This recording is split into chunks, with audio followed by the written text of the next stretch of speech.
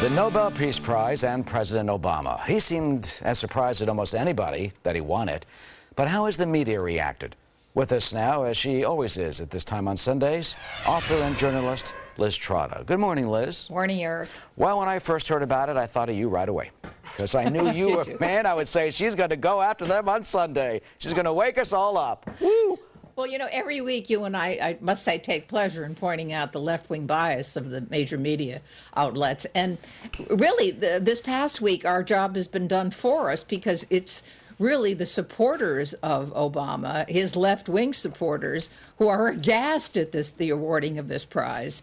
And so really, if you look across the board, I mean, the editorials from the major newspapers, almost without exception, are saying what the Drudge headline said. For what? There's an accomplishment gap here. What has he done? As you know, the deadline for the prize was February 1st to submit names.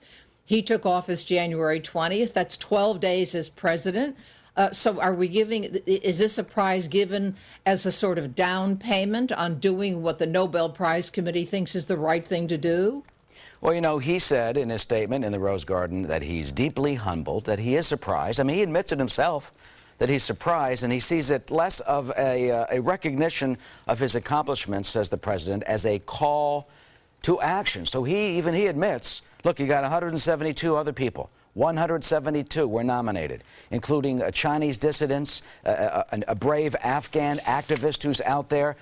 I mean, so to give the president his due, he is admitting and saying that... but even Obama is not going to get up and say, I deserve this prize. I mean, I don't know anybody, or haven't read anybody, have scoured the internet. There's nobody that thinks that he deserved this prize. There are no accomplishments. And it's amazing how Obama, all his life, seemed to be rewarded for doing nothing. And that's really what it is now. I mean, you look at the newspaper saying it's the Daily News, it's an idiotic decision. The only false note really was the Boston Globe, who I think must have been catatonic in their reaction, because they said, well, it's a nice tribute to his soft power. Well, what in blazes is soft power? That means we roll over dead for our enemies?